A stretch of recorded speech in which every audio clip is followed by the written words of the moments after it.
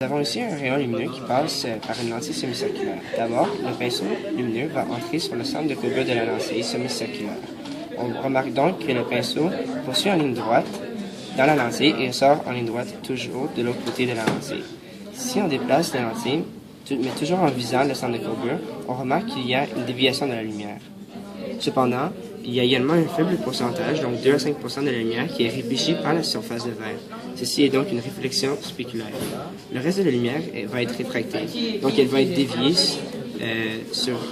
par la lentille.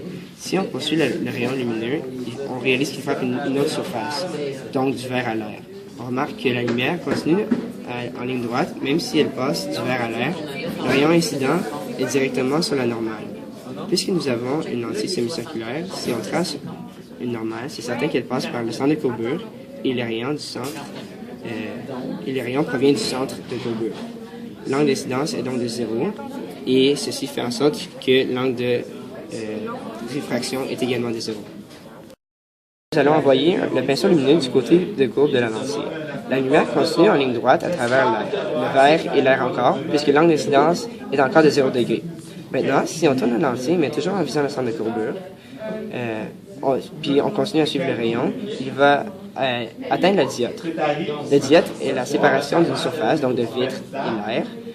Donc cette interface causera le rayon lumineux d'être dévié.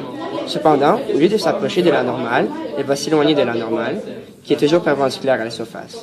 Si on continue à tourner la lentille en visant le centre de courbure, il va se passer un phénomène particulier. Le rayon réfracté émergent, celui qui sort de la lentille, va se rapprocher du dioptre, donc l'angle de réfraction qui va devenir très grand.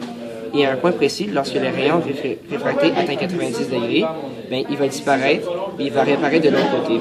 Au lieu de se passer du vitre à l'air, la lumière est réfléchie totalement sur elle-même, comme si le dioptre réagirait comme un miroir. Nous parlons donc d'une réflexion totale interne, puisque la lumière, dans ces conditions précises, n'est pas capable de passer au travers du dioptre.